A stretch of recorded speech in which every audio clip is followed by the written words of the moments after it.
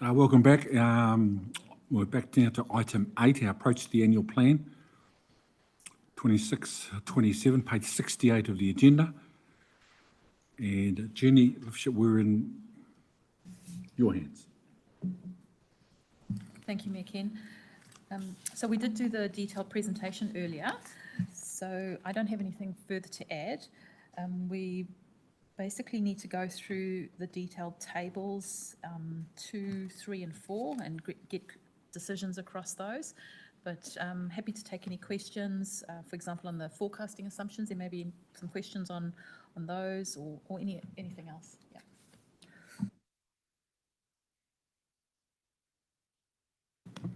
Councillor Mitchell. Oh.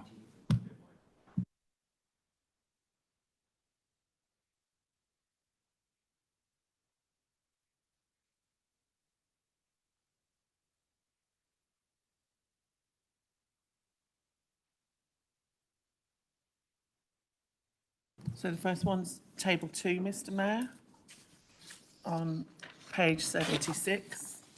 And there's a number of things there. We've got people available to ask and answer questions. There's water services transition, the recommendation there. Annual aquatics review was a recommendation. Andrea's here to answer any questions. Curbside rubbish and recycling, there's a recommendation there, with Jörn available to answer any questions in relation to that. And the next item in that table, Silverstream landfill annual review. So I suppose a question for you first is, anybody want to raise anything? Is there any questions on those tables, on that table 2? Thank you. Councillor Mitchell, then Councillor Dyer. Thank you. Yeah, just a question about the annual aquatics review. It is an annual review and has a rates impact of 0.6% in this year, which is fairly significant. I just wonder about in coming years, are we to expect similar increases with the cost of electricity and water and other things? Do we anticipate they'll continue to increase at a similar rate? Sorry, apologies, Councillor Mitchell. That 0.6% increase should say for 2026-27, not for 2025-26. Thank you. I think the question remains the same. If it is an annual increase, are we expecting more to come? Yep, certainly the cost, through you, Mr. Mayor, the cost of providing that service has increased significantly and may continue to increase. I think the conversation for the future is the one that we're having through our target operating model conversation, which is around what is the level of service we can afford to provide. Councillor Dyer, then Councillor Ravi, then Councillor Parkin. Thank you. My question's on the first item on that table. In paragraph 56, it says, with stormwater removed as a council activity, this is part of the reason. Have we got clarity yet on where stormwater is lying? Is it entirely being moved to Te Ake Wai, or are we still going to be responsible for some of it? It's largely moving to Te Ake Wai, if I can answer it in that way. Yeah. So we won't have an activity in our long-term plan amendment for stormwater. Yeah. Say that again. It's quite hard to hear you. So stormwater with the new model will be moving through to Te Ake Wai, so that activity transfers over to the new entity. That's the overall picture. There are some finer details around some of the assets that are still being worked through, and our working teams are navigating through some of the complexity there. Councillor Ravi. My question is more about the Petone Jackson Street, but if you're not discussing that now, table 2, and this is on table 1, I think, if I remember, option 1. So I would wait until we come to that topic, to that table. Thank you. Councillor Parkin. Kia ora. Just wondering if officers can provide any insights in terms of the aquatic review and specifically the Learn to Swim. I know that when Te Nainai Pool was closed, one of the pieces that we got with presentations that we had was Learn to Swim was really struggling to continue to operate within that environment. Obviously, that's now opened, but is it a case of it's taking them a longer time than they expected to be able to bounce back? Or is it the economic conditions, or is it a combination of them? Basically, are we looking at seeing an uptick at some stage? Through you, Mr. Mayor, officers' view is that it's mostly the cost of living that's the issue, and that swimming lessons are quite expensive, and that we have a number of families who regularly come who have told us they can no longer afford to come. In response to that, one of the things that we're doing is looking at other cheaper models of Learn to Swim, because we're concerned about the critical life skill then not being available to everyone. So we're looking at other cheaper models and ways to do that. But also looking at seeing whether we can increase pool revenue in general by doing promotional activity around times when the pool is quieter, just to get more revenue coming in general. Councillor Edwards? Yeah, on that very question that Andrea has just spoken about, do we ever, or is there any scope to liaise with the Ministry of Education and what their curriculum says about learn to swim, and how many schools still try to run their own pools, and whether there's some cost sharing arrangement there with the city? There already is a significant cost sharing arrangement there, and my understanding is that their curriculum includes, I think it's 8 water safety lessons per year. And we work with schools to make that affordable for schools to be able to come and use our pools to do that by having a very low charge for them to come. Often the transport, though, is an additional funding struggle for schools. As part of our work to look at cheaper models, that's one of the things that we'll look at is what is the role of everybody in Learn to Swim.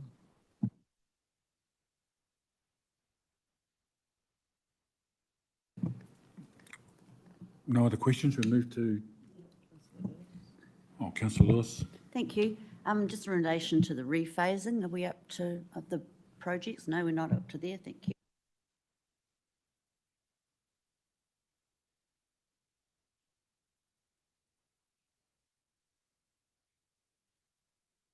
Just confirming we're all okay with that first. Councillor Deputy Mayor Brown. Just want to get a quick update on the FOGO rephasing and no, we are. It's on the table.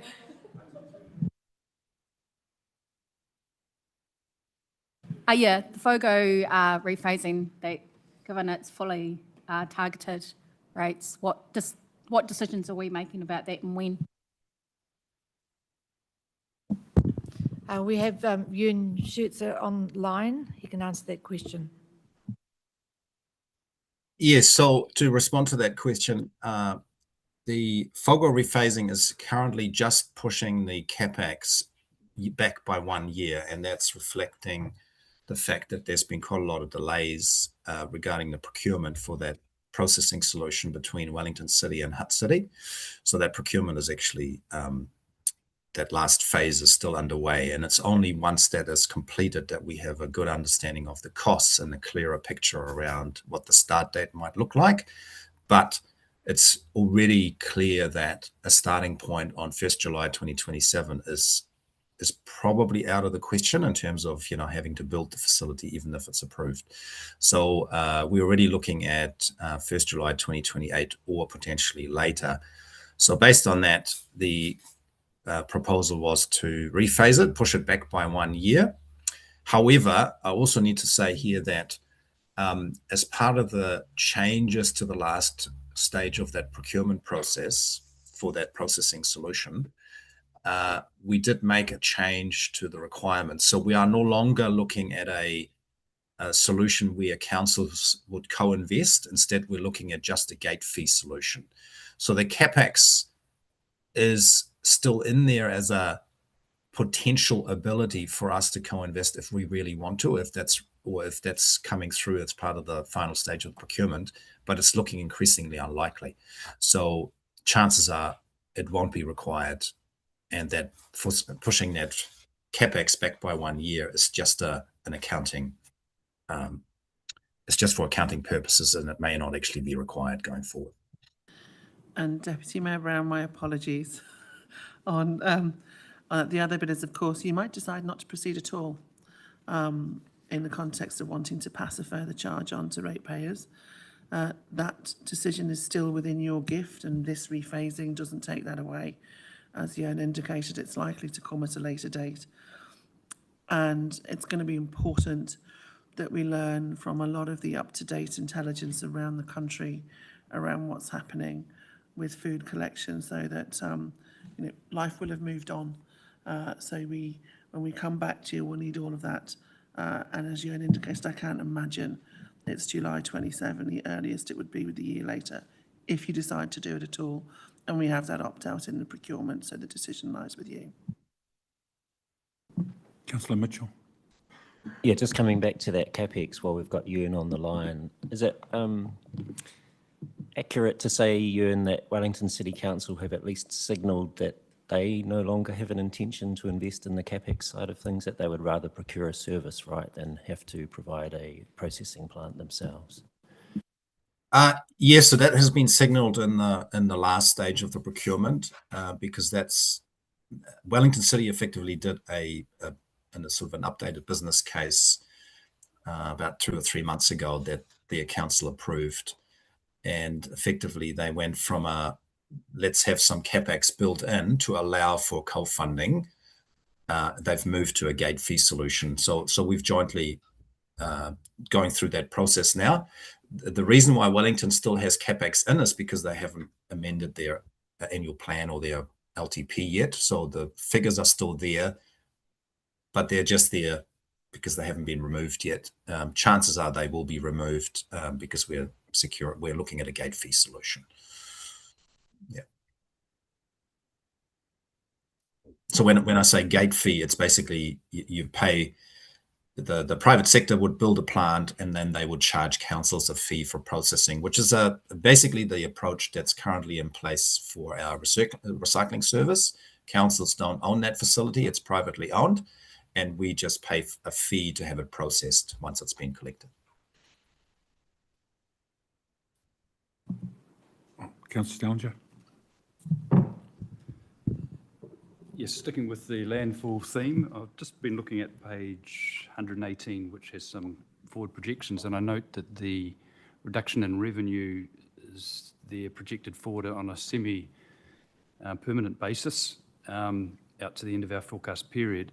So I assume that means we're not expecting a pickup in revenues anytime soon, which I think is the nature of the text. So my question is, does that mean we can spread out further or development and capital expenditure on the landfill itself, because we're not filling it up as quickly as we had planned to?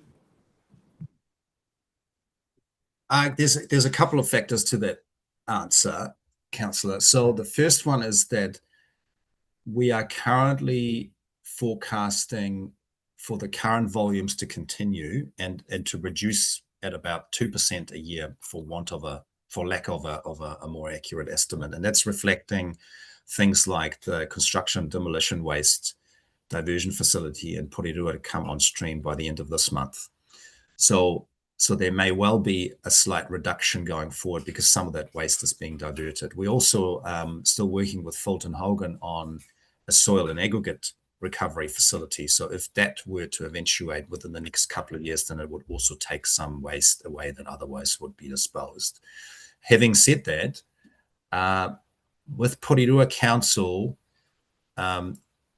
looking to close Spicer landfill, which is their local landfill, by around about 2030 to 2031. So they're currently considering 8 options, and 7 of them consider that closure of Spicer will happen 2030. There is one potential avenue where that it might stay open for longer, but the consenting pathway is very uncertain, so it's looking increasingly unlikely.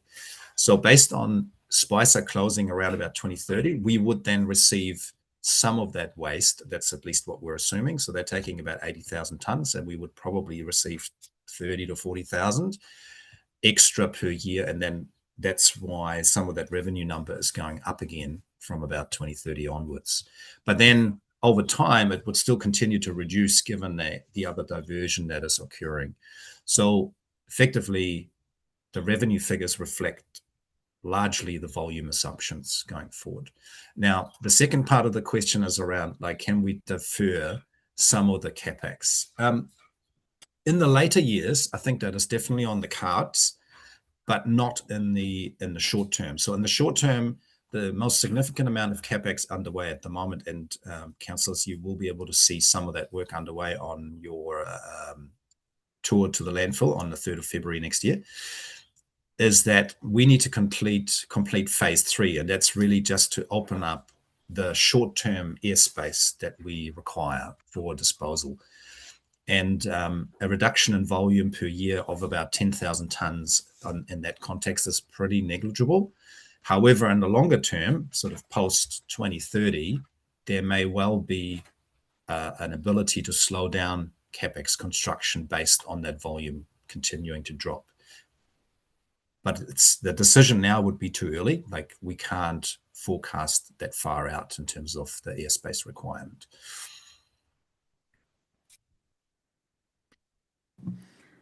Thank you. Table 3.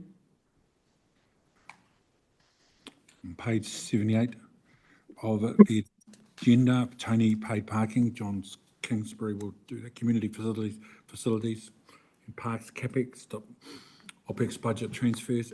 Andrea?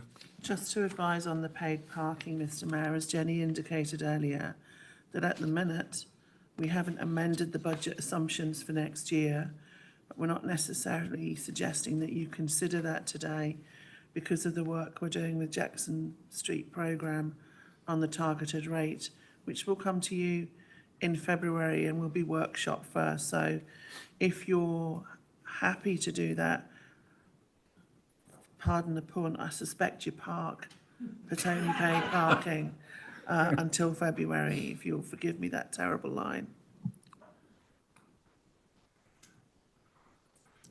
Councillor Edwards? Just a question about the parking though, a technical one. And I read in the text that our parking machines are reprogrammable to, for options such as first half hour free, first hour free. Is that an easy thing to do, to reprogram? Is that an expensive thing to do? Through you, Mr Mayor. Thanks, Councillor. So not easy, but it can be done, but there's a bit of lead-in time. But one of the things that we've got here is that the parking zones are the same across, and this is one of the complicating factors. If we were to reprogram HC3, for example, parking zone, then that would be for everywhere, there's HC3. So there's a little bit of lead-in work around making some changes to zones through the parking management plans as well.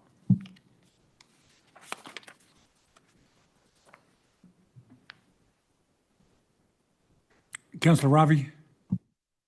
I just wanted to add why we are working on the targeted rates for the Jackson Street parking. Just wanted to give a heads up on a couple of things to bear in mind when we are working on that. And it's just about the free short stay parking encourages people to visit more often, which is in turn builds business confidence and attracts more customers. This is really important, especially important for businesses currently considering closure, sale, or relocation. So Jackson Street is a very important golden goose, and we need to actively support it, not just through targeted rates, but by getting people back onto the street. Targeted rates alone do not attract customers. What we need is movement, energy, and people out of their homes, engaging with the city. In that context, foregoing around $500,000 as per the paper should be seen more as a strategic investment for long-term gain. So a vibrant Jackson Street delivers not only economic benefits, but also social connection. So I just wanted to keep that in mind when we are considering that paper. So my question— Just a point of order. It's a point of order. I just want to remind you, Councillor Ravi, that it's questions only at the moment. It's discussion after, and I think you're reading from a discussion. Sorry.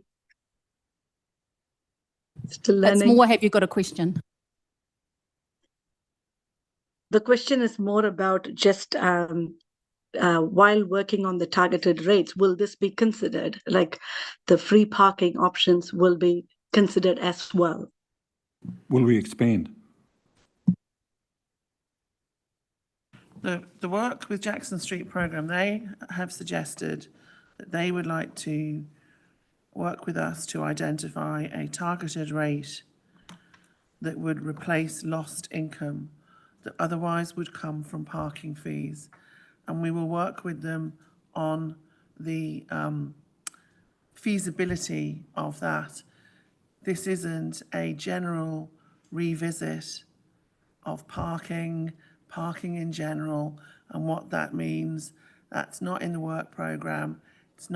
Wasn't part of this LTP. We have spent a lot of time on parking, and this is not a general parking review. It was a genuine request to say someone wants to work with us. We'll work with them. I don't know if it's feasible, but we'll do our best to look at it and come back and workshop it with you in February. Thank you. Councillor Young. Kia ora. I have two questions kind of connected to this, just for clarity, and just following on for what Simon just raised about those zones, John. Are those zones specific to timeframes? So, for instance, could the timeframes potentially be changed? I kind of am looking at a merge of possibilities, so I'm kind of just thinking kind of outside the box, but just wondering if how are those zones kind of formed, I suppose? Through you, Mr. Mayor. So, the bulk of those are Park 120, and I mean that seems to be seems to be the right amount of time. But noting that there might be some options to, although there might be some options to look at some shorter stays, but that can all come back in the new year. Noting that Peel Street is a longer time period. So. But at the moment, they're Park 120, except for the odd exception. Sorry, what I meant by that is, so currently they're from, say, 9 to 5. Is that something that can be changed, and does that impact anything in terms of that zoning? Through you, Mr. Mayor. So we're just wanting consistency between there and the CBD as well. So hence the 9 to 5. And then I just have one more question that's related to the machines themselves in terms of the mechanisms, because I'm really mindful we heard a number of people who stressed the challenges with cash in general.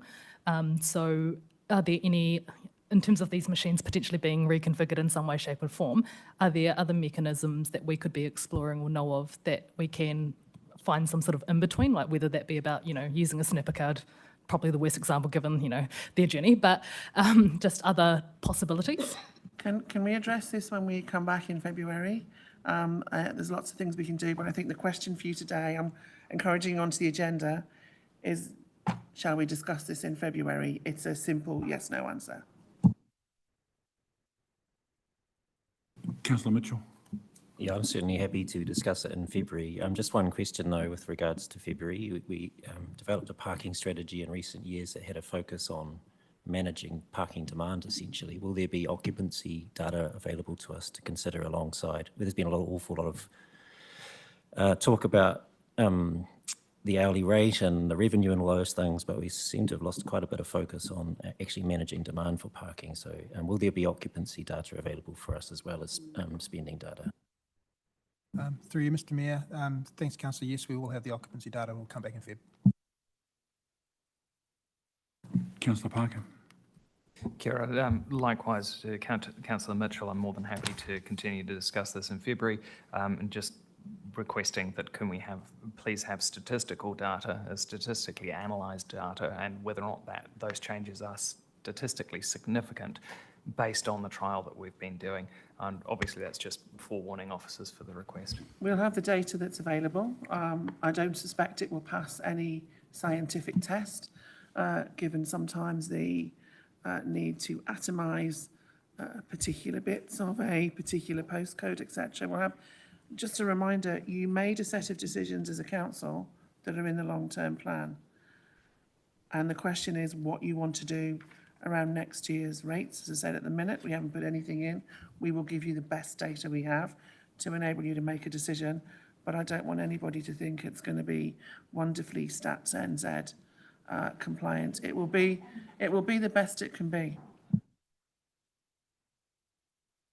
Community facilities, parks and CapEx, any issues around that? The Bay Street toilets?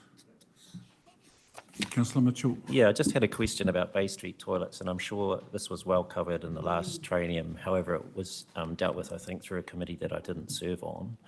It does state in the paper that one of the three key elements, which are the primary cost drivers, are the number of toilet cubicles required, and I understand we're planning for 4, and there may be 4 there already, but I just wondered what kind of evidence we have that there's demand for 4. Like, do we have a lot of evidence that currently 3 or 4 cubicles are being used simultaneously, or what's the kind of basis for deciding on that number? Through you, Mr Mayor, we don't have data on the usage of public toilets around the city, but one of the things that we are trying to build into this project is the expected demand that's going to come with the new 2 cycleways, where we're expecting 11,000 cyclists per month to come through that area. We think that the capacity will be needed. Councillor Pukutup? Oh, yeah, hi. Just a question on the Bay Street toilets, and is this one that will come back in February? Yeah, or you? Yeah, I just wanted to. The report talked about one of the reasons why it's been closed down for a long time was due to vandalism. I think, but I'm just trying to understand, or if we can get a little bit more information about how we might combat that, if this is actually something that we continue with, the replacement of the Bay Street toilets, because it has been locked down, is what the report said, and doesn't address that about how we respond to that.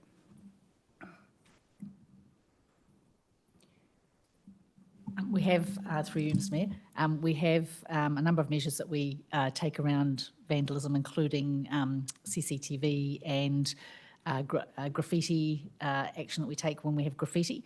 And I'm happy to provide some more information on that. For these particular toilets, there have been a number of delays, and that's just been one of them. The delays have included things like originally it was a plan for a refurbishment, but the structure wasn't found to be sound, so we had to change to a replacement. There were then some water pipes underneath that were due to be renewed that we had to wait for that to be done as well. So there have been a number of aspects with this one. The delay's not totally been about the vandalism, but I can provide some more information on how we manage that. Councillor Dyer, then Councillor Lewis. Thank you. Similarly to Councillor Mitchell, I also wasn't on the committee that discussed this last time. Just wondering if you could just give us a bit more information about why changing places hasn't been used for the accessible toilet, and if we're confident that whatever solution we're going to create is actually going to make it accessible to the people that need it. Through you, Mr Mayor, there's a committee decision to go with the solution we're going with, and I'm happy to circulate that paper. We're confident that solution will be actually accessible to the people that need it. There are some trade-offs in what we're doing, but that's all outlined in the paper. I can circulate that. Councillor Lewis. Thank you. In the paper also, is there, because the toilets at the moment have a shower and it's changing rooms for beach users, is that all part of that paper? And I suggest that we deal with this outside the room. Again, we've just got the agenda in front of us today. There's a decision of the council. It set out what the result was and we'll put it there. But I'm just trying to encourage us to keep on the agenda, if I may be so bold. Table 4. On page 80 of the agenda. District plan, budget rephasing, Cross Valley Connections budget transfer, replacing community facilities of parks, capital budget rephasing.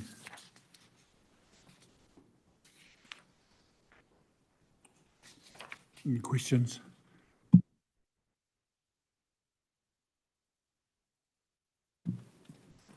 Deputy Mayor Brown. Just have a question. I just have a question on the district plan budget rephasing. That will be adaptable for the changes in legislation that are coming in that replace the RMA. Yes, I mean we are still waiting to hear on the exemption we've asked for. There is going to be a need to workshop all of this in the new year and see exactly where we want to go with the provisions. I've yet to talk to Councillor Dyer or anybody else about this, so yes, I would say so.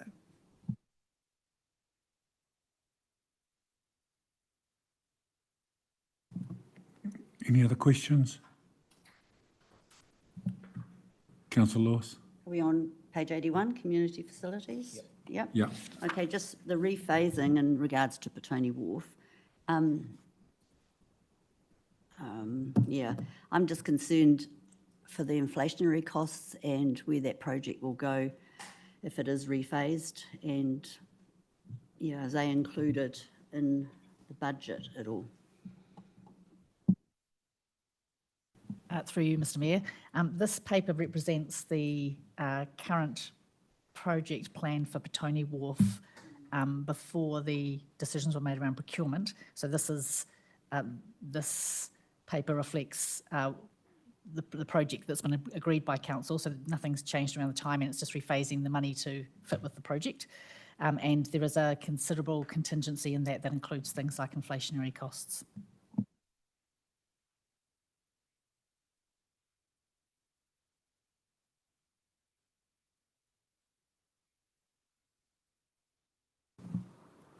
If there's no other questions, we need a couple of minutes to... Okay. I'm just putting the recommendations up.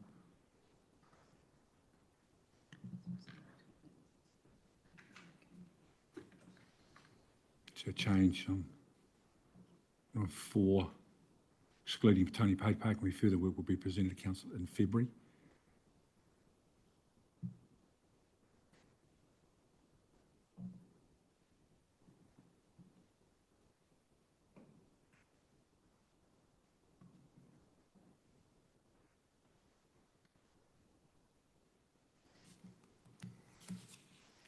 Are we okay with those recommendations? Councillor Stallinger? I'm just wondering, given we've got so much information still to come and discussions still to be had on matters, why in item 5 we are actually approving the rates revenue increases? I don't really have enough information before me now to say I approve of it. I'm happy to note that's the direction that's being worked to at the moment, but I don't want to vote in favour of item 5 as it's worded. Through you, Mr Mayor, can I suggest, Jenny and I were just having that very same conversation, that we change item 5, I'm sorry, trying to read, and to considers, so that approves the rates revenue in direction in principle. What we want to do as officers is get a steer from you that we're not barking up the wrong tree. We think we're playing back to you most things we've heard. So if you approve in principle the rates revenue direct, well, whichever way you say it, so you're not approving the rate, but you're going direction of travel is good to go. Does that work?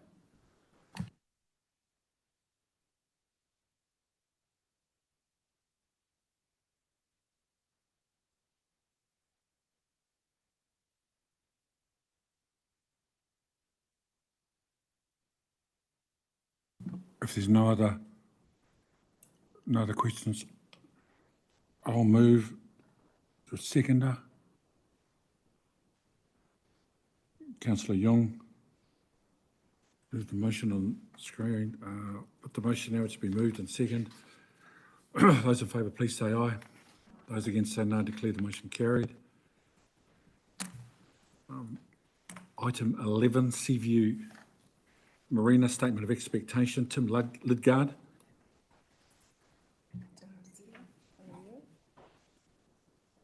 Who's that?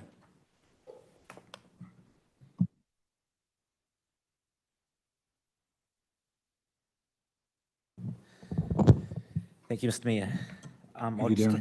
I'll take this paper as being read. The purpose of this paper is to seek approval on the content of Seaview Marina's Statement of Expectation as attached to Appendix 1 of this report. As a requirement of the Local Government Act, and the Council does have the opportunity to provide guidance on how our CCO, Seaview Marina, should undertake its business. Largely, the content of this letter remains unchanged from the prior year. and does set out the priorities in paragraph 6A to J, and nothing further to add. Thank you. Thanks, Darren. Any questions?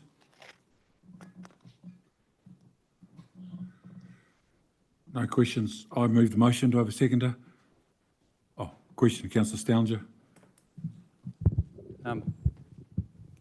Just want to be sure to do this correctly. So good question for our legal officer, if that's possible. Given I'm now director of not this company, but Councillor Lewis's, and this will apply to me in the future one, should we be voting on the statement of expectation essentially to ourselves, or is it better for us to abstain in this instance?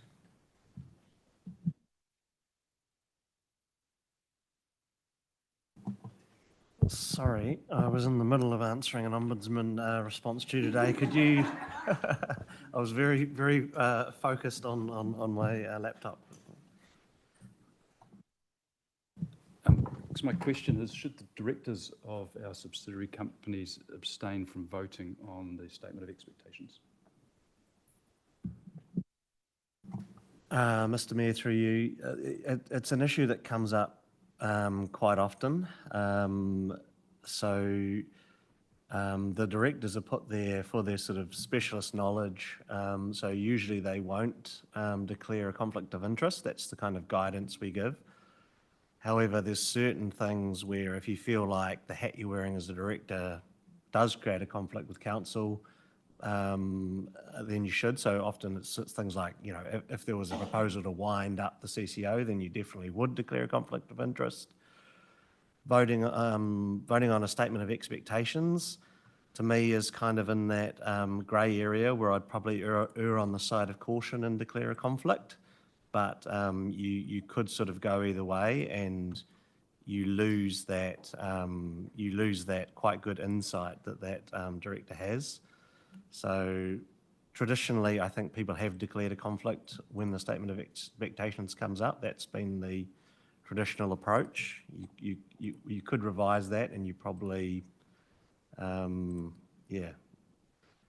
traditionally people have declared a conflict on the statement of expectations is where that ends up. Brad, through you, please, can you advise the members further? Is it a conflict that you're simply declaring your position, that you take part in the debate and you vote, or that you absent yourself either from the debate or the vote? I think that's what the members are looking for in Councillor Stounger and Councillor Lewis.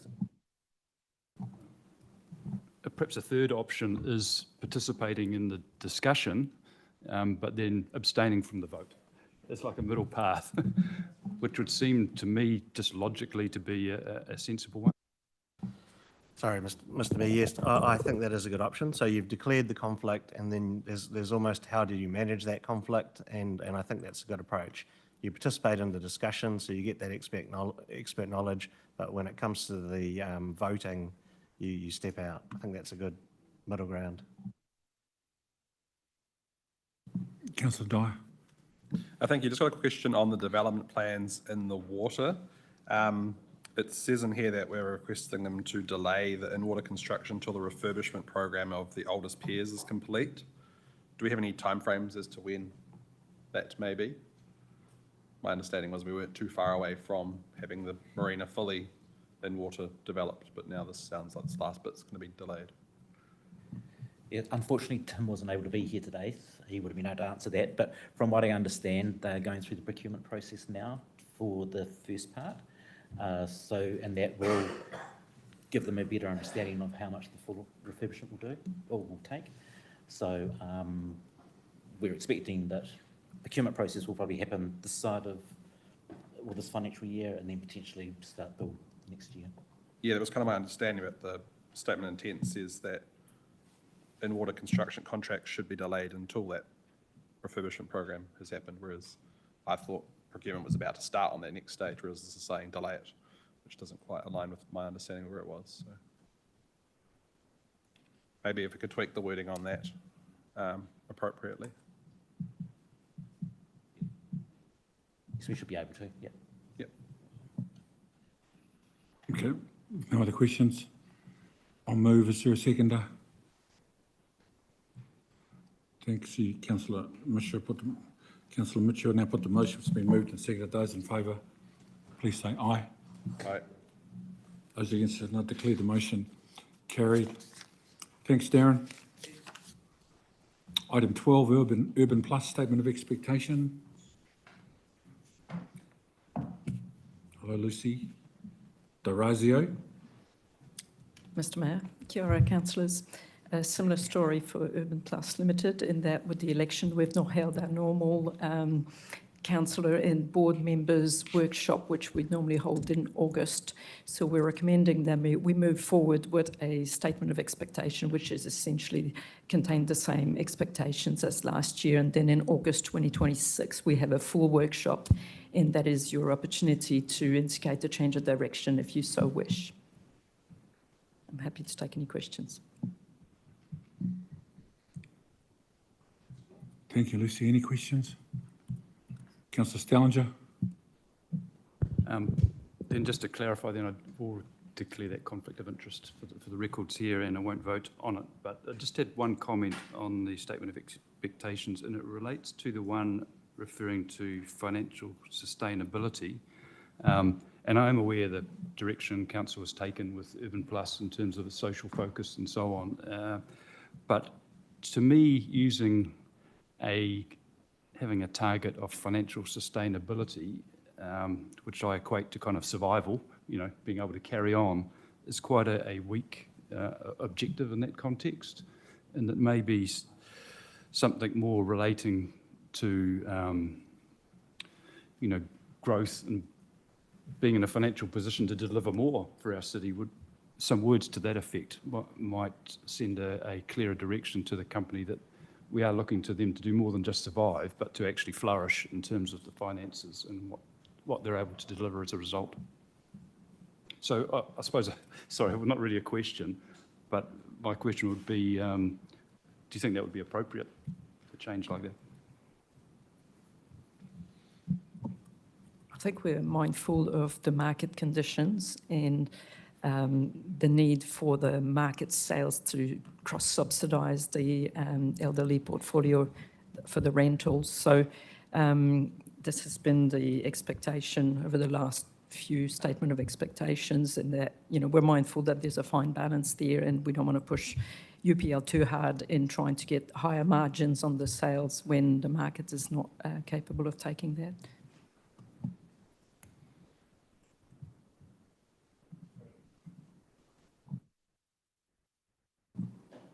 Any more questions for Lucy? Well, I'll move the motion. I guess, Tony, given you're on UPL, you can make those changes when the paper comes back. Not suggesting you use your conflict, but use your conflict. Is there a seconder?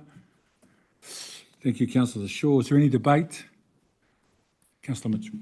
Yeah, just briefly to address that point, I think that the financial sustainability goal is there, but also Urban Plus have demonstrated growth. While maintaining financial sustainability, they're doing an awful lot more these days than they were, going back 5 or 10 years even. And also there are KPIs already that they will add to the stock every year. So I think the growth is demonstrated in other ways. I think the financial sustainability is a kind of core underlying principle and all of that, but they managed to achieve a lot while achieving that sustainability as well. Thank you. Deputy Mayor Brown. Thank you. I think that Councillor Mitchell covered a bit of what I was going to say, but in evaluating performance and return on investment, there's been a whole heap of work that Urban Plus has done in the last 6 years, which has brought in Homestar 6, has partnered with Mana Whenua, has partnered with social agencies to be able to create partnerships to build social housing, which anyone who's been involved knows that that's a very long and relationship-based process, as well as the investments that they've made, and also to be able to keep the stock that they have up to that very high standard that they do. That's a lot of return on investment. So congratulate the work that they're doing and all the best for the next triennium.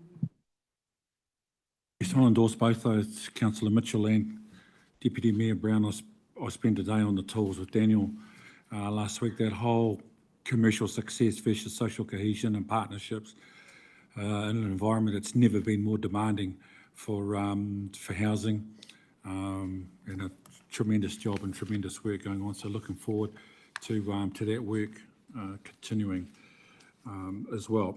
So I'll now put that motion, which has been moved and seconded. All those in favour, please say aye. Those against, please say no. Okay, declare the motion carried. Item 13, community funds and grants, tactical improvements to streamline decision making. And Andrea Blackshaw, Director of Neighbourhood and Communities. Thank you, Lucy. Thank you, Daniel. Merry Christmas. Thank you, Mr Mayor, and with me is our Head of Connected Communities, Adrian Moore, who can also help in answering any questions that anyone has. I thought I'd just make some opening comments, though, in relation to our speakers that we had earlier. Given the current financial challenges that Council has, officers were asked to look at whether the current approach to community funding could be streamlined to find efficiencies in a way that would reduce the rates burden. The main opportunity for efficiencies is in the administration and officer time that's involved in supporting a number of funds of different value in a range of different processes and different decision-making mechanisms. I'm sure there are aspects of those that do seem like overly bureaucratic. I think officers would probably agree with that. And usually these are things that are required by the rules governing papers that are going to community boards or things that are required by external funders. But certainly that's something that officers would want to have as little of as possible, and that would be one of the aims of this work going forward, to make it as simple as possible. So in the paper, we've looked at the timing of funds and we've looked at the mechanism for decision making. So we're not proposing a change to any of the current criteria. And that means that for some of those funds, there would still be the existing per capita allocation for certain communities. So that doesn't change. We don't envisage that the change to timing and decision-making would greatly change the parameters or disadvantage any group that currently benefits from any of those funds. With the proposal, we've looked at how we balance that need for local empowerment with the need to find efficiencies and reduce that rates burden. The proposed panel would have representatives of the groups that have previously been involved. And so that's elected members, but not too many, community board representatives, and then community members with relevant expertise. If that's in the climate area, it would be in that area. If it's in the arts area, it would be in the arts area. So we're happy to take further advice from you today to further shape that. What I would note is that, though, if we make too many changes in terms of what's proposed, then we probably wouldn't achieve the efficiencies that we are seeking. But we're happy to answer any further questions and take further guidance. Councillor Barrett, then Councillor Parker. Kia ora, Mr Mayor, thank you. I noticed that up front you've put in the risks in the report, and I thank you for that. What I was concerned about was one of our earlier speakers who said their application could be twisted to push it toward another fund request. I was quite disturbed by those words, and I wonder how we would deal with this, should that come up, please.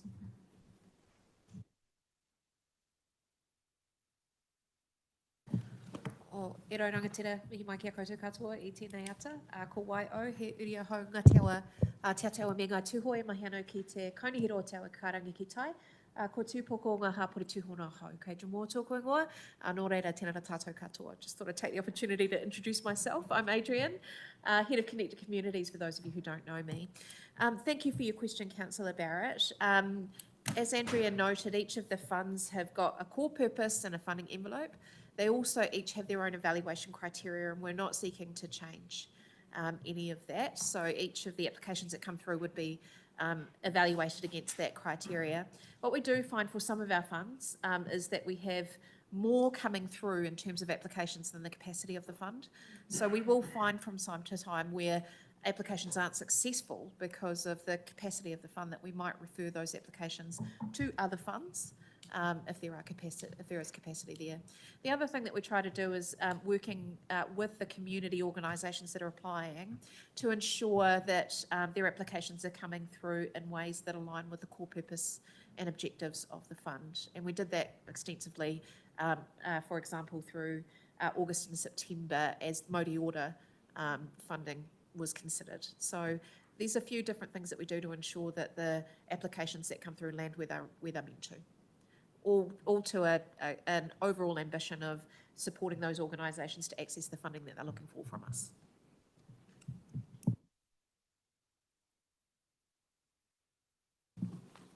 Councillor Parkin. Thank you, Chair.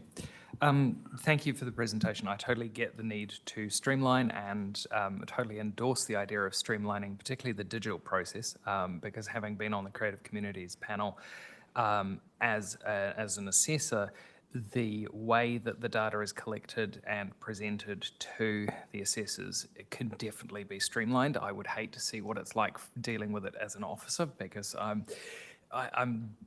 but the number of files that you're chasing in different directions, I totally get that this needs to be streamlined. My concern, though, is, and this is the first part of the question, is actually lumping all of the applications into 3 distinct lumps actually going to help your timelines? Because what I would see that happening is that it will just put more pressure on a limited resource over a very short period of time. I think what we've tried to do with this proposal is to balance out that need for community empowerment with the efficiencies that can be gained in the back office. And so we've kind of compromised on both sides to see what's possible. What we're proposing here, we think there are some efficiencies. A digital system would certainly lead to many more efficiencies, and that's something that has been identified through the current service catalogue and target operating model work that's happening. That's a project that would be worth council investing in to achieve more. But we think with the balance that we've struck here, we can, there's some detail to work through yet, as we're seeking the go-ahead to go and go into that further detail, but that we can achieve worthwhile efficiencies. Thank you. Definitely appreciate that. My second question comes from the public comment that we had. You've already said that you don't think that the changes will disadvantage some community organisations. However, I do have a question as to how you're going to deal with some of those issues that have been brought up. For example, particularly first-time applicants to the Creative Communities panel would put in an application. They wouldn't appear to be able to talk and answer 3 questions, and the panel would come back and say, actually, you need to reapply. If we have a 12-monthly cycle to this, or if we're referring them to another fund and the timing doesn't align, then they're looking at a more than 12-month break between being able to get the funding the next time.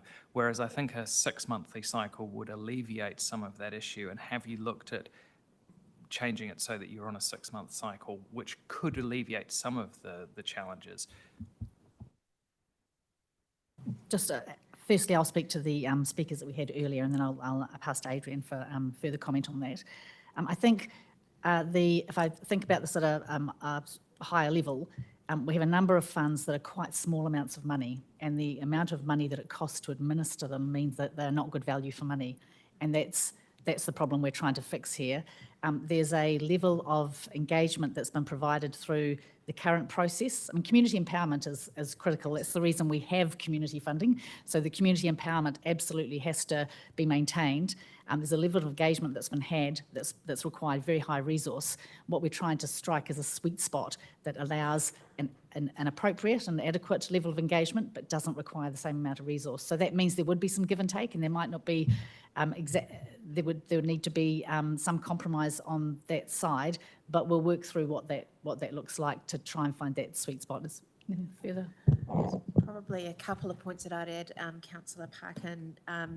When applications come through, there is an administrative load associated with processing those applications.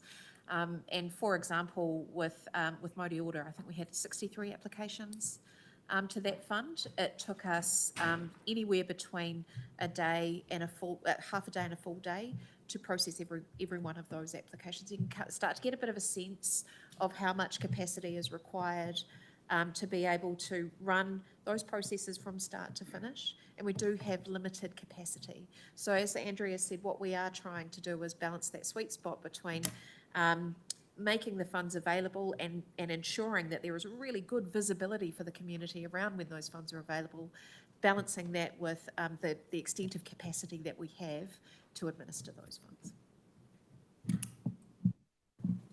Councillor Tonga Grant, then Councillor Ravi. Kia ora, thank you. During public comment, there was some concerns raised about the minority groups that often would be missing out. So has there been some consideration about how we would define minority groups? There is nothing changing around the funds. There is nothing changing around the criteria, so they would be considered on the same basis that they've been considered previously. Sorry, and just a follow-up from that is, have there been some thoughts around how we would have a panel that reflects some of our communities of interest or neighbourhoods of interest that probably are not accessing the funds that we currently have? I think there's a couple of ways that we do that. One of them is that through the panel, obviously we don't want the panel to be unwieldy, so it would have a limited number, but we are looking at people with the relevant expertise.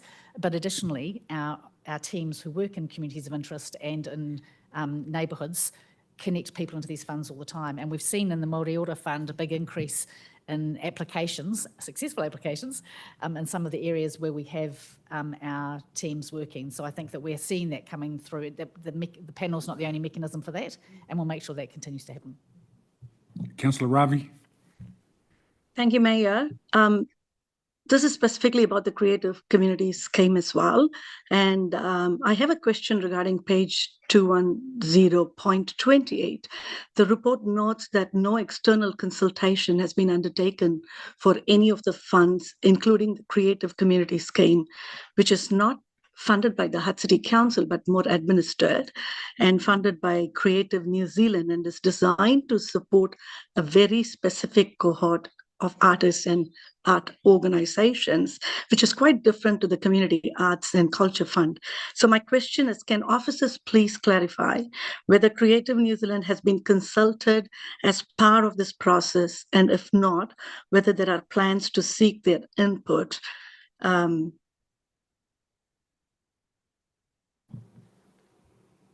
Yep, certainly. What we're doing at this point is we're seeking your direction on whether you want to take this direction. And if you do, then we will talk to them. But one of the things we are keen to do is to talk to organisations who we administer particular services on behalf of, and this has come up through the target operating model conversation, where someone is providing a service or funding into our community, but it requires us to be the mechanism to distribute it. Often at their end, they're not thinking about the resource requirement at our end and what it requires from us for what is sometimes a very small amount of money or very small benefit. So we're really keen to go back and talk to a number of organisations about what they require from us and talk to them about how they might be able to streamline or reduce the requirements of what they are needing to enable us to provide better value for money for our ratepayers. I think this is going to be a common theme of the TOM work we've got coming up, is making sure that we're actually achieving the purpose of the investment with as little extra around it as possible. Councillor Shaw, then Councillor Mitchell.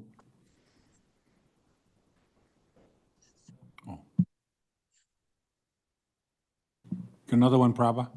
Yeah, just to follow up on that, Andrea, thank you for the explanation. It's just given the targeted nature of this fund, reducing it to one funding round and grouping it with the broader Community Arts and Culture Fund risks actually undermining its core purpose. So I wonder if, while I understand the intent to improve efficiency, this particular fund appears better suited to remain standalone, like the Māori Ora or Kakono Fund.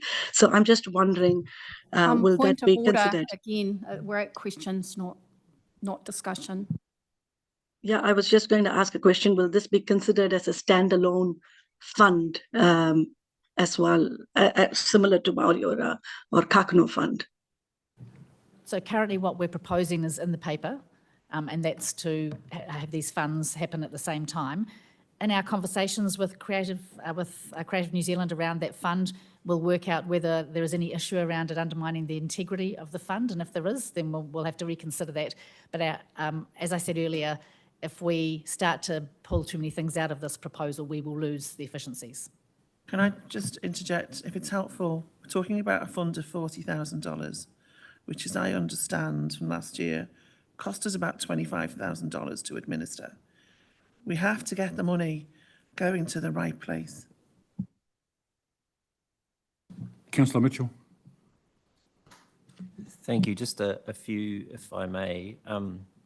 Just on the idea of reducing most of these funds to one round a year. In the past, we've had funds that sometimes nominally had 2 rounds a year if required. And quite frequently, from memory, they were required because not enough people had applied for funding in round 1, so a second round was held. What, in this new model, what would happen to any funds that weren't allocated in that single round? I think the main fund that was an issue was the Community Climate Action Fund, and that was a fairly new fund, and we've done a lot of work to try and raise awareness around that, so that hopefully that wouldn't be as much of a problem going forward. We haven't thought about the question about additional funds they could roll over to the next year, and creating additional rounds. Again, we'd be undermining the intention here. Thank you. It's noted in the paper that this is really changes to the administration. There's been no consideration of changes to fund purposes, budgets, and so on. Will there be a chance to address those things as part of this annual plan? Sorry, can you just clarify to address? The amounts and purposes of our grants. Yes. Thank you. And just a question about the funding panel. I was involved in a funding panel for one of those smaller funds in the last triennium, and one of the complications always was elected members' conflicts.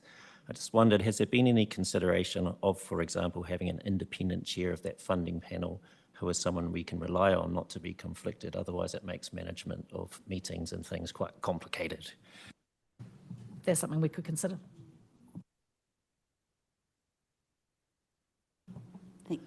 Councillor Dyer.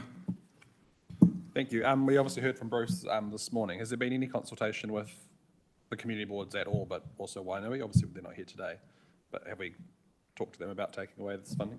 No officers have come to council for guidance on whether you want to go down this path, and if you do, then we will talk to them.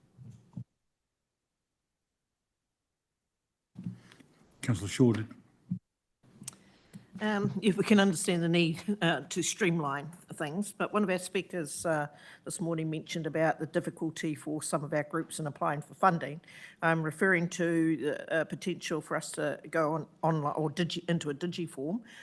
So all I'm asking for is perhaps some flexibility in terms of some groups might actually want to physically present rather than fill out a form. So if you can just consider that amongst your discussions. We'll do that. Councillor Lewis. Thank you. Yeah, and one of the speakers was speaking about the timing, and you've got it there in bullet point 5, that the timing's to be determined. And you've said there was, when you're releasing the funds, like for him particularly, if it was June, it was too late for the funding round, you know, to get their show up on the road. So are you going to be working with people like that? I think with any change, there's a period of adjustment for the users of the service, and so it might require a little bit more forward planning from some community groups to make sure that they are getting their applications in. With any change, there's that kind of adjustment. But as I've said, the idea is to reduce the number of rounds to get those efficiencies, and if we don't reduce the number of rounds, we won't get the efficiencies.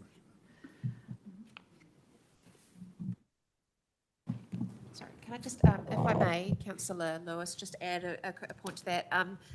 We make it clear on the paper that part of what we'd like to do as part of this proposal is to establish a very clear communications plan to make it really transparent to our communities and the organisers who are seeking to engage with these funds both about these changes and the rationale for them, what it's going to look like moving forward, and give them as much lead-in time as possible and support as possible to be able to engage with these processes when they come through.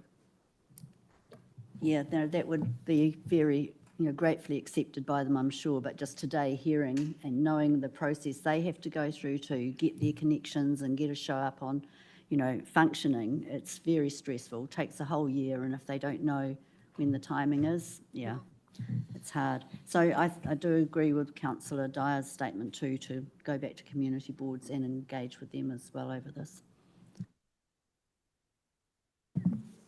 Deputy Mayor Brown. Any more questions? Can we put the recommendations?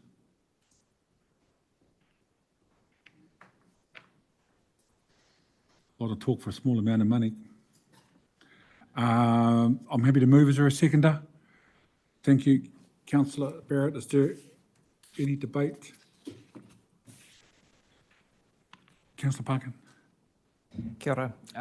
Thank you for bringing this. I totally understand the need to streamline the process. However, I will not be supporting this the proposal as it stands.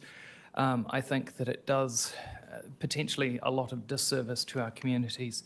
I don't think it'll necessarily help our officers in the way that it's hoping for. I can see that a larger number of groups applying over a shorter period of time will actually create more stress for our officers and give community groups less time to be supported by that. I think the community building, the responsiveness and the timeliness that we've already discussed result in a huge value that we provide to the community. And while I note Joe's comment about it's a large amount of money that we spend for a small amount of money that we're giving out, that small amount of money in the way that it can be delivered can be life-changing for these groups. It's the connections that we make between the groups and the community that are a significant part of the value for most of these things. And so I can't in good conscience support the thing as it stands. Councillor Barrett. Thank you, Mr. Mayor. When I first read this report, I was also concerned. But listening to our officers today, I am quite sure that they've done a lot of homework on this, and this is around cost, this is around time, and we've just finished lots of conversations about streamlining things in a way that we've still got to discuss yet. This, as I've heard probably 4 times from the officers, this is the first avenue of tightening things up. There's still a lot of consultation to go. I am reminded of the many times that I've been on funding rounds where we might have something like $200,000 to $300,000 of applications, and in our hands we've only got 39,000 or something to spend. So this is going to be a time when we are going to rely on panel members and we are going to rely on officers to ensure that jobs are done properly, to ensure that applicants are very safely spoken about as to which fund their application needs to go into. And, while nothing is perfect in this world, I do feel that this is one step that we can look at to try and protect those, not only those smaller groups, but also the larger groups coming for funding. Kia ora. Thank you, Councillor Barrett. Deputy Mayor Brown. Thank you. With the community funding, the Chair of the Community Board for Wainui-a-Mata called me about the report, and they were very cognizant of the position they're in of having a community board alongside Eastbourne, noting that Petone is very cognizant of wanting the equity lens over these fundings. They acknowledge that they often have an underspend, and but they also acknowledge with having participation on the panel, if there are groups in their area that are applying, they will be able to support them with their applications, as well as having their representative on the board. For me, this is about equity across Te Awa Kairangi. in this very limited fund pool that we have. And there's no funding that's being lost. There's no funding that's being changed. They're still under the same criteria. There's a proposal for the change in the timing. Having been in central government of a $20 million annual fund and it only being once a year, it is difficult, but our role is to help them in those applications and support them, be it difficult or be it around the timing. But for the amount of manual work that goes into these very limited funds, our position is who needs this fund the most, which groups need it, how do we support them, and how does it stay equitable across the community where they've had struggles in the past of accessing the same amount of funding. So I will be supporting it to the next stage, and when it gets to the next stage, that's when the consultation will come. This is not the final decision, hence why there wasn't consultation. Thank you. Councillor Mitchell. Oh, thank you. Yeah, I'll be supporting this today too. The consolidation and streamlining makes a lot of sense to me. In fact, some of it is what I called for in the last training. We had, just looking at recommendation number 2, in the last training we had 2 separate climate funds that were administered by different teams of council and promoted by different teams of council, even though they were 2 sides of the same coin. They had different closing dates and different panels selecting who would get the funding without any kind of interaction between those, which made no sense to me whatsoever. So I think the grouping of these funds together does make sense. Just to address some of the things that we heard in public comment, and there will be concern, I think, and some disappointment from our community, noting though this is probably the first thing that's come to us in terms of a new targeted operating model which is about efficiency, and I don't think this will be the most difficult decision in front of us in that regard by any means. But just addressing some of those things, moving it down to 1 round for each of these funds, I think is a change for our community, something that has been noted they'll have to get used to and maybe plan a lot more in advance, or look to other funding sources as well. And in my own experience fundraising for and in governance of community groups, it's not unusual for funders to have 1 funding round per year. A lot of them do actually. It's probably the exception that funds have more than 1 funding round. There was a concern that Eastbourne would lose its access to funding, but we've been reassured that those funds will still be allocated on a per capita basis as they have been in the past. There was a concern about not being part of the decision making, but community boards will have representation on that panel. And again, some of those things were complicating factors in my experience in the last triennium, where we had decisions being made by different groups, different panels, different selectors who were making quite different decisions and crossing across each other. So I think that this simplification does make sense to us, certainly in terms of looking for efficiency as how we operate as a council and our community. There will be some change there, but hopefully they can adjust to that change. Thank you, Councillor Mitchell. 3 have spoken in favour. Councillor Ravi. I'm supportive of Councillor Parkin's viewpoint as well, and I believe that having sat on the Creative Communities panel and understanding the need in the community, I am reluctant to support the merger of the 2 funds, but also the single round for the fund as well.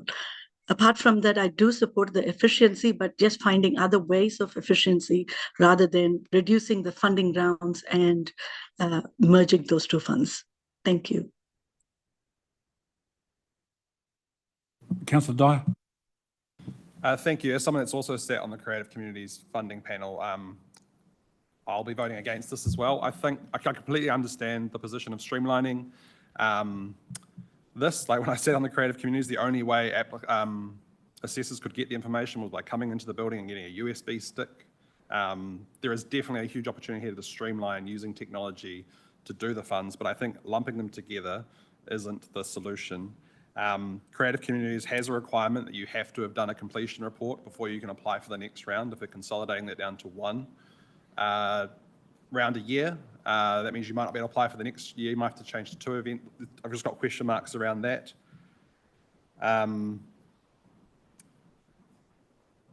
Yeah, so at this stage, I think I'll vote against it because I think there's a big opportunity to streamline the technology aspect of how we give away grants. But I just think with the funding panel that we're going to set up, trying to find people that have a broad view across our city will be really challenging. The thing with creative communities that makes it so good is there's 10 people on there that are all artists and painters and sculptors, and that's what they do. That sort of panel won't want to do the climate change fund. People that are really interested in the climate change stuff won't be caring about the arts trail. Like, I just don't see how this one panel is going to solve the issue that we're trying to fix here, which the problem we're trying to fix is it's just so expensive. And I'm cognizant that we're talking about this now. We've probably spent more time talking about this today than the funders that we're talking about in total. But I think streamlining them is just not the answer. I think finding a digital platform that allows applicants to fill out the forms really easily. Like, I've applied for creative communities as well, and it's so difficult to fill out the forms, and then you get printed documents. Like, the whole thing is just so inefficient.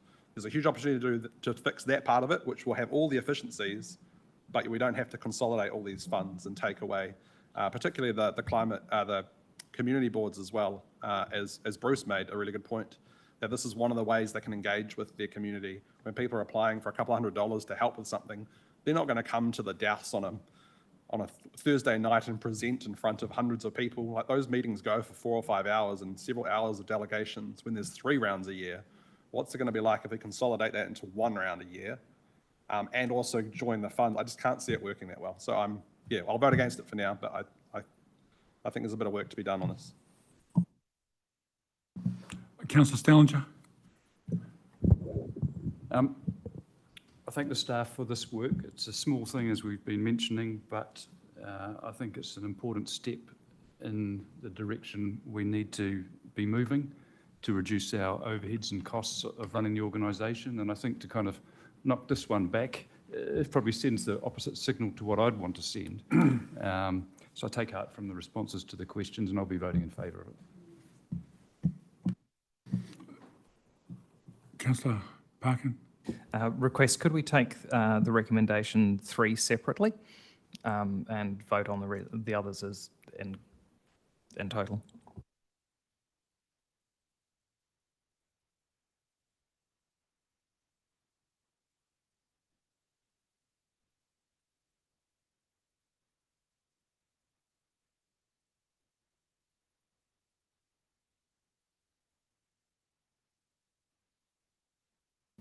Yeah, we can take that.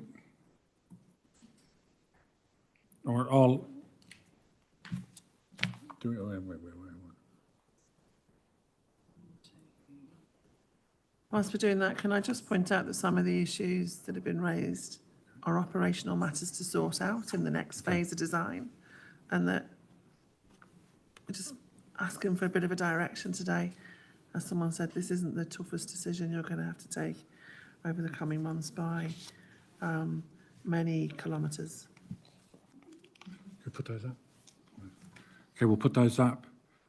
So I move 1, 2, 4, 5 and 6. Do I have a seconder? Thank you, Councillor Barrett. Do we take that vote now? All those in favour, please say aye. Those against? You want to record it? So no is Councillor Parkin, no Councillor Dyer, no Councillor... I'll read it out. Okay. For the recommendations, Mayor Labour, you're for? Yes. Deputy Mayor Brown? Councillor Barrett? Councillor Dyer? Councillor Edwards? Councillor Lewis? It's a separated out version. Councillor Mitchell? Councillor Parkin? Pardon? Councillor Pukutapu? Councillor Ravi?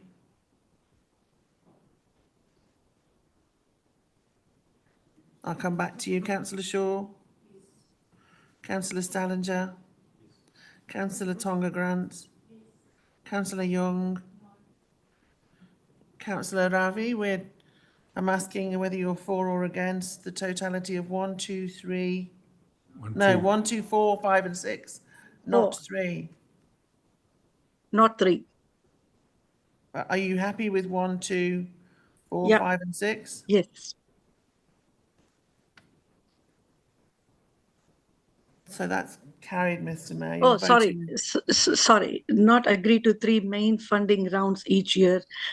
Point number 5. Okay, to I'll be- just put you against. Sorry. So, yeah, Mr Mayor, that's carried with 3 votes against, so you've now got to vote on number 3. Number 3.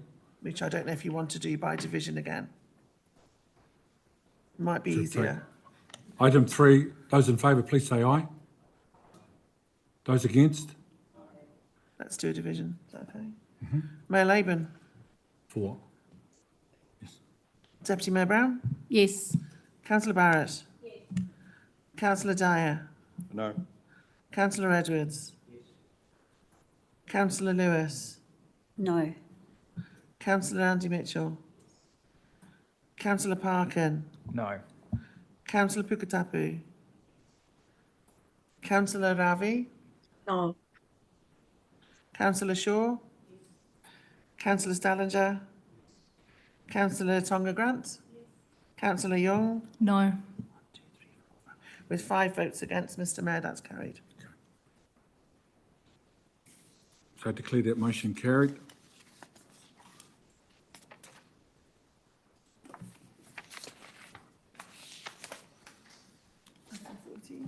Item 14, changes to paid parking.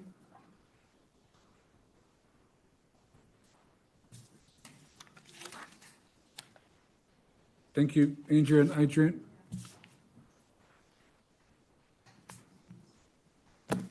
In your hands, John. Thank you, Mr Mayor. So this paper sets out, it's 2 purposes. Firstly, formal approval of the extension of all-day paid parking in the CBD and environment, and noting the suspension of paid parking in Petone for December.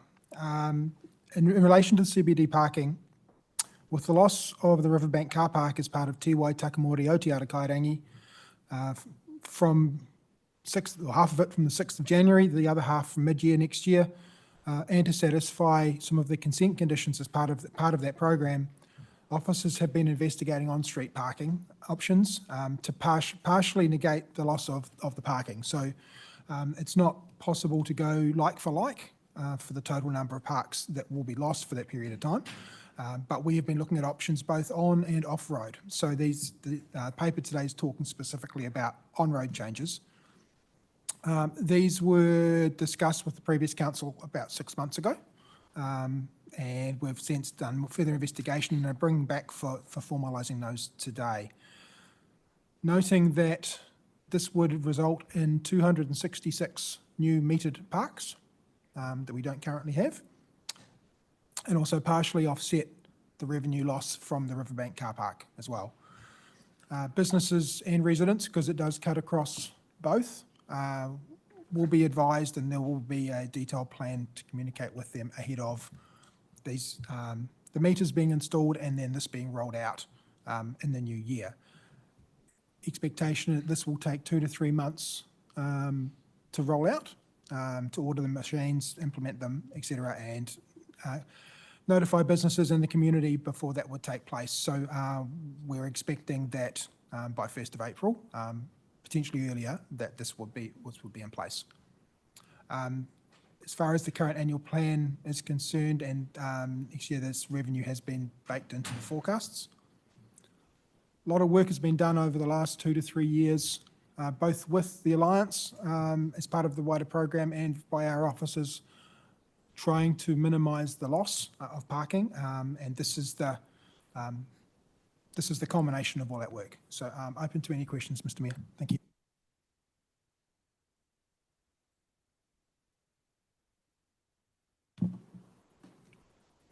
Councillor Dyer. Yeah, I've got a question around consultation. As far as I can tell, this will be the first time we've got paid all-day parking in a residential street, particularly Bloomfield, Gangs Road, Myrtle Street, Woburn Road. I get the intention of during the week during the day, we want people that are currently in the riverbank to park close to the CBD and walk in. But for people that live on those streets, they're going to pay now $12 a day to park. Is that, and have we done any consultation, particularly with the residents? Through you, Mr. Mayor. So as part of the annual plan last year, this was actually signalled, the extension. But as far as specific consultation, outside of the annual plan, no, we'll be having those conversations with them as part of, over the next couple of months before rollout. So this isn't a decision for the annual plan, this is a decision that will be implemented before the annual plan. So will they be just getting a letter saying, hey, paid parking's coming to your street, the decision's already made? Sorry, through you, Mr. Mayor. So, yeah, because the revenue's already in this year, as part of this year's annual plan, yes, so there will be notification. We're working through what our detailed plan is for the communities as well as the businesses ahead of that rollout. Why haven't we done consultation? Like I think of Petone, when we did the exact change in Petone, we had 5 or 6 community meetings with the businesses to hear their concerns. There's a number of businesses that are on these streets that have seemingly had nothing. So as noted, there was consultation as part of the annual plan with a wider rollout of these. This is, as that was, except for the traffic resolutions related to that went through as part of the annual plan. This is the actual putting the machines into place and actually making the formal changes to this. So we will be having those conversations with them, with residents and the community and businesses over the coming months.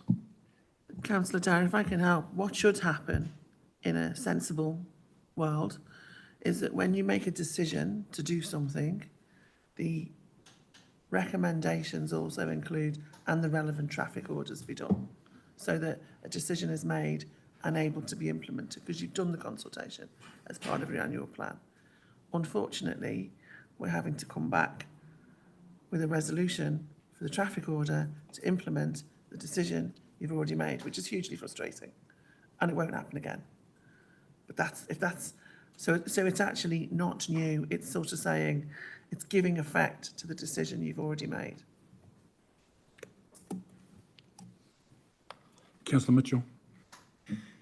Thank you. In terms of offsetting car parking through the Riverlink project, is this a single wave and it's done and dusted, or is there more to come at a later date?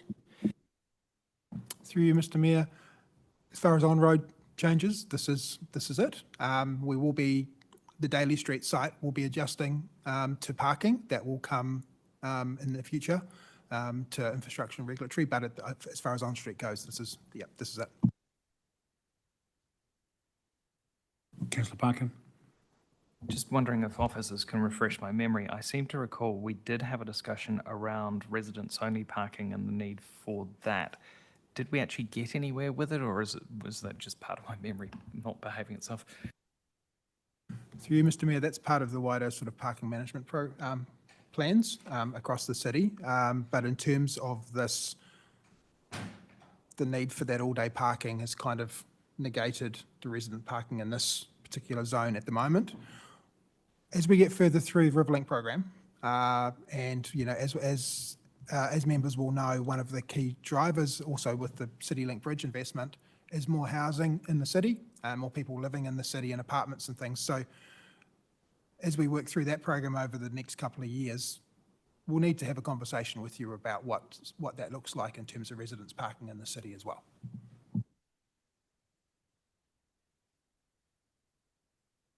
Councillor Lewis. Thank you. I'm just concerned about if it's we're doing this because of Riverlink and putting it into the residential area. But the Riverlink project, or the parking there, is Monday to Friday, and yet we've got Monday to Sunday for billing.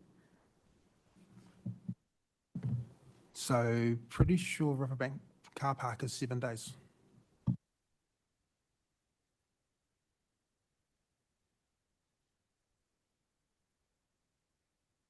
Councillor Ravi.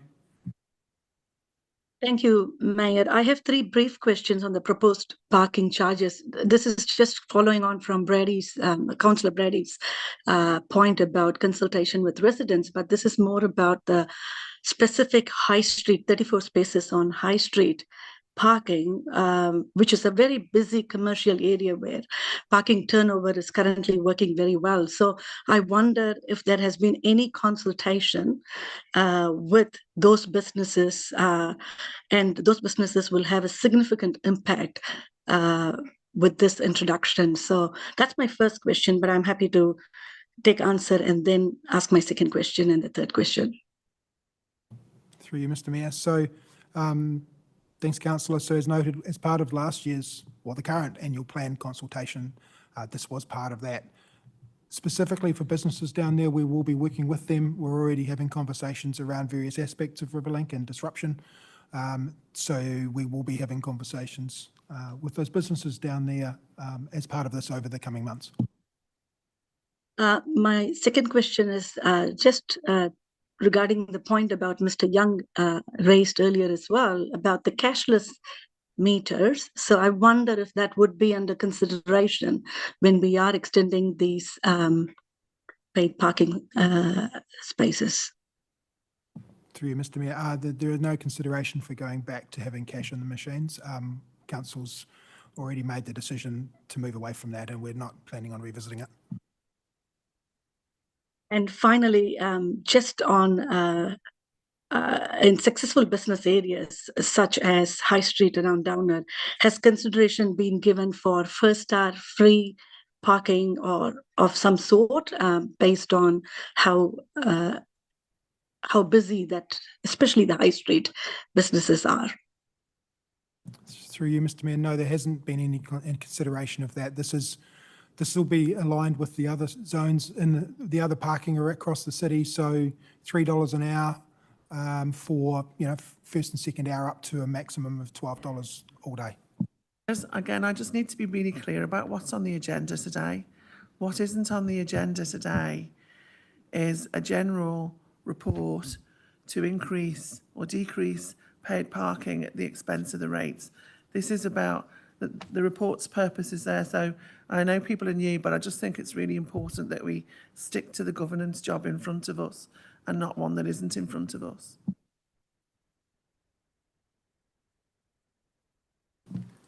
Councillor Edwards and Councillor Dyer. Notwithstanding what Joe has just said, and it's a very valid thing to point out to us, but like Councillor Ravi, I have one concern about this, and that is the parking on High Street being parked out all day in front of businesses.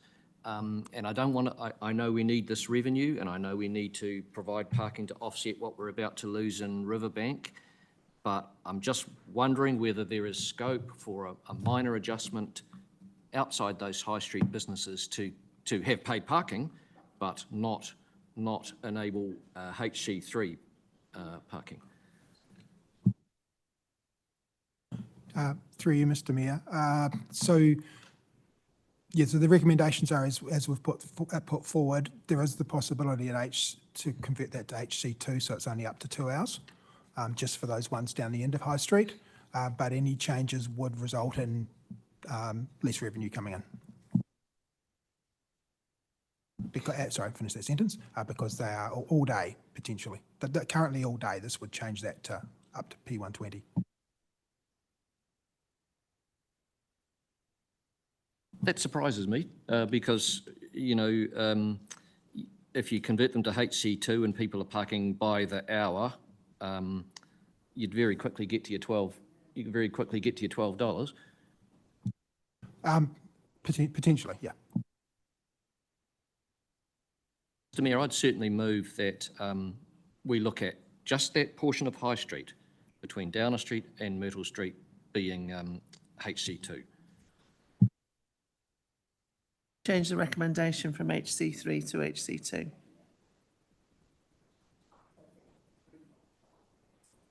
That's recommendation 1C. So recommendation 1C to move from HC3 to HC2.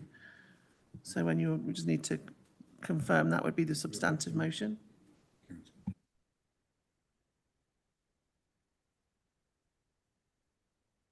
Yeah, I had the exact same concern, so I'm more than happy to support. Okay. Yeah. Any other questions? All right, I'll put the motion. Do I have a seconder? Just put that HC2 amendment up.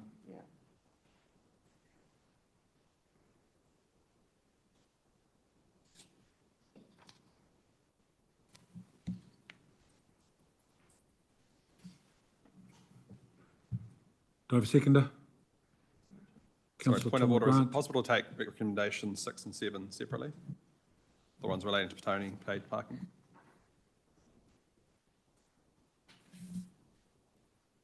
The noting recommendations. They're noting. They're for noting. I'm conscious that's different to your order paper. It says approves the suspension of HC2 paid parking on Jackson Street. On the screen, it says No, it's noting. just notes. Cool, thank you. Still wish those to be taken separately, councillor Dyer? All right, it's now been moved and seconded. Those in favour, please say aye. Oh, Millie. Those against? Declare the motion carried. Thank you, John. Item 15, Ava Bridge design update. Thank you, Paul. Kia ora, councillors. This report provides an update to council on the Ava Bridge replacement. As previously discussed, we're looking at the 2.5 metre wide shared path that will replace the now absent footbridge that was there. We're approaching a sort of 50% design phase, and we're seeking approval to carry on to 100% design. Thank you. Thanks, Paul. Any questions? I'll move the motion. The seconder. Question, Chris? Councillor Parkin. Thank you.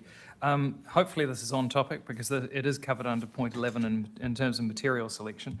I just noticed that one of the learnings that they had with the Silverstream water bridge was that it was not constructed particularly well in terms of dogs and the surfaces that were chosen.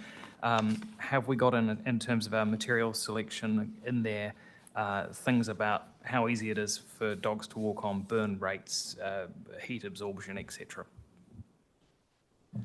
Thank you, councillor. Basically, in terms of the process, the design, we're not at that point yet into that level of detail. We're sort of the larger piece of making sure we've got a structure that can adequately reach the span lengths and so forth that are required.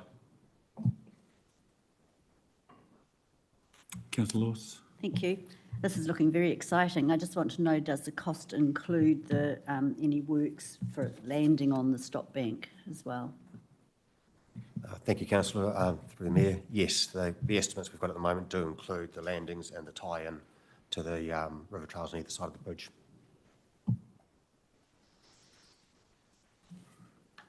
Okay, if there are no more questions, I'll move. Is there a seconder?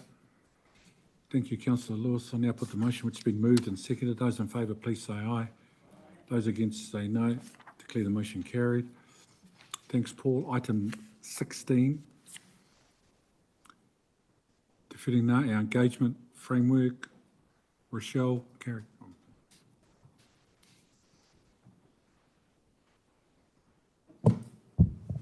Kia ora koutou, through you, Mr Mayor. This paper seeks the adoption of Te Whenga, our engagement framework.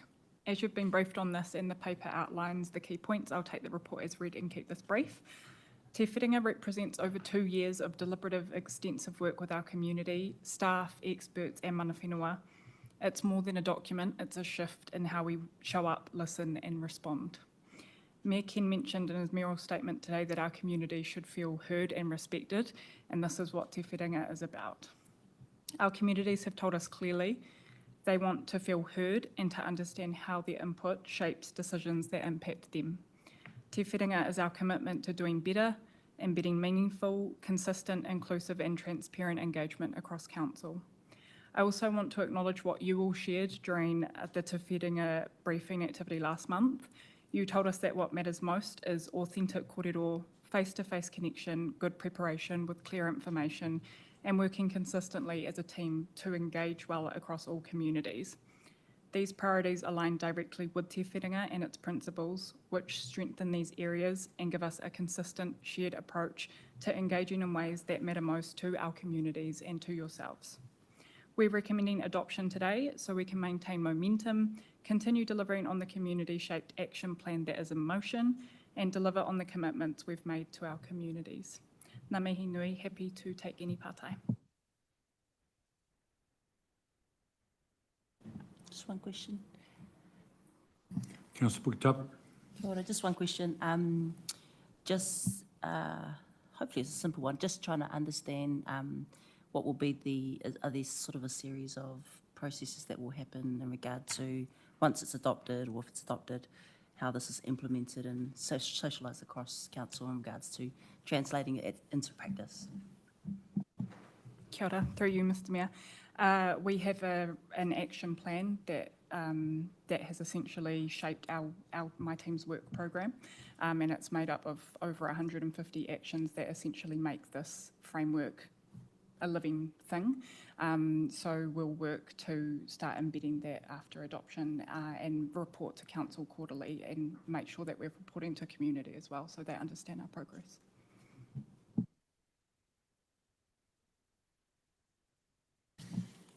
Councillor Shaw.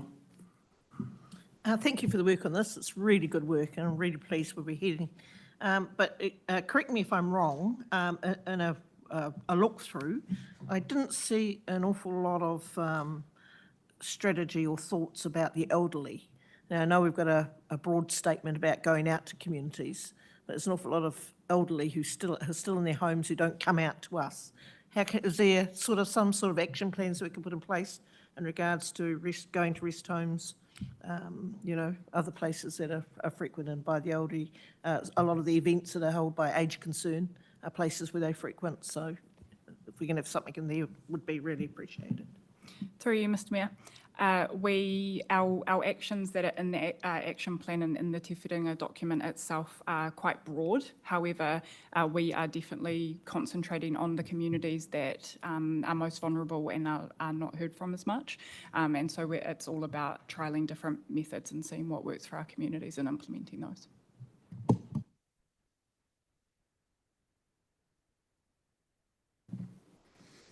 If there are no more, Councillor Lewis. Thank you. With this program of work, is it across all of council departments to be applied? Or is it just for like annual plan and going out for consultation? Through you, Mr Mayor. This is across council. So we have CLT support of the framework, and we have a steering group made up of different council officers from across council to make sure that it's championed and implemented right throughout. So it'll apply to all of our projects.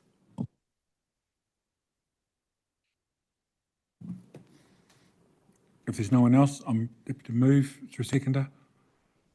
Thank you, Councillor Dyer. Any debate? Councillor Mitchell. Yeah, just to reiterate the thanks I gave at the last triennium, this piece of work came through my committee in the last triennium, and there's an awful lot of work done by officers to get it right, including engaging with our community up front and kind of feeding back to them where the plan was heading and checking that that was going to deliver. So yeah, again, my congratulations to the team. Thank you. Okay. Anyone else want to contribute to the debate? Okay. Otherwise, I now put the motion which has been moved and seconded. Those in favour, please say aye. Those against say no. Declare the motion carried. Thank you, Rochelle. Item 17, easement and licence to occupy over council reserve land. Arthur.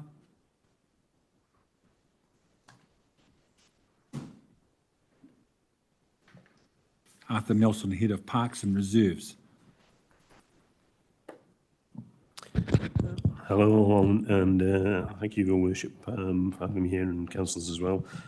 Just really want to go over a couple of what I would generally term as standard items in our particular area, which is about easements for various requests. I'm going to assume it's red, but I'll just mention a couple of points. The first one, the Palco one, is about protecting the existing supply into the city. There's two rows there which are rights of way, one for the work that's been done on Honiani to Puni Reserve, and just so that NZTA can continue to get in there and do the work and repairs as necessary. The other one is an existing road onto one of our reserves that gives access to a private house. And the last one there is the Wellington Electricity, which is essentially on Williams Park and it's existing, and it's just a renewal, basically, or a new lease.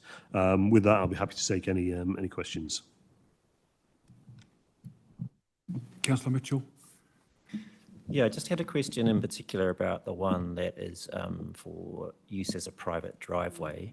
And I looked online, has been used as a private driveway since the 1960s.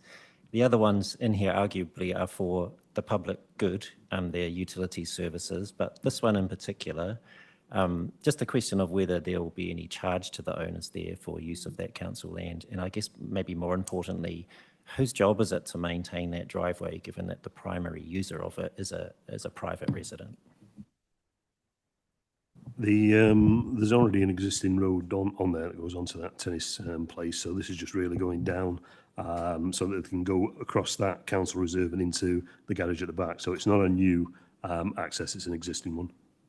No, I'm aware of that. It's been used, as I said, since the 1960s, but it's not the driveway to the Lower Hutt Tennis Club, which is off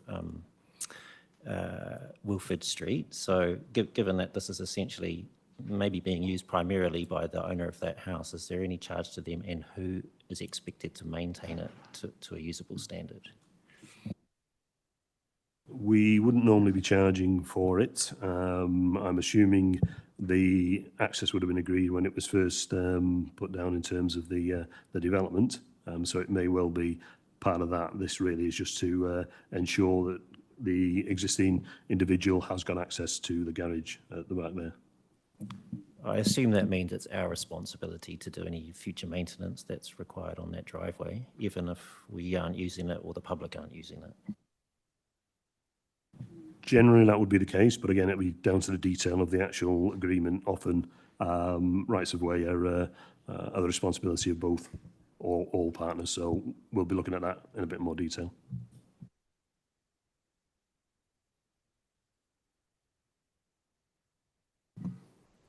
If there's no other questions, I'll move the motion as seconder with the recommendations up.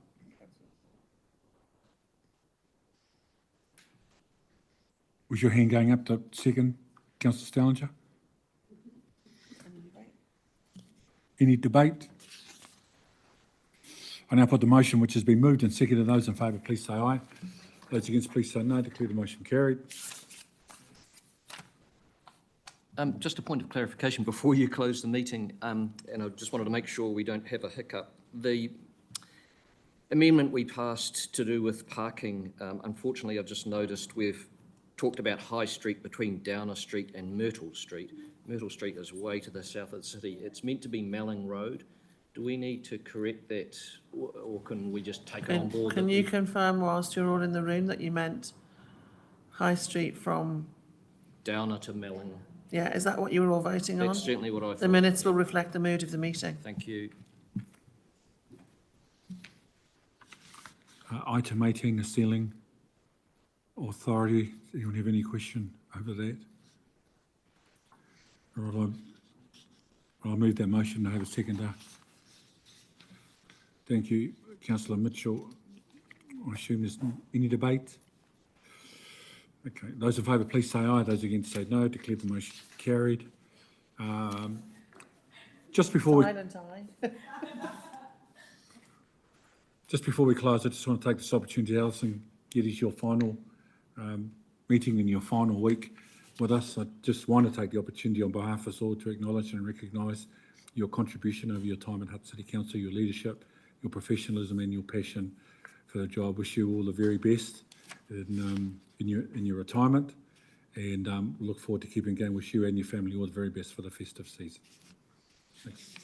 Merry Christmas, everybody. Just the closing karakia. Unihia, e te uru tapu nui, kia wātea, kia mama, te nākau, te tinana, te wairoa, e te ara tākatu. Kore a ronga. Whakarehia. Kia wātea, aira, kua wātea, hau, hau mārea. 12:52. 12:52.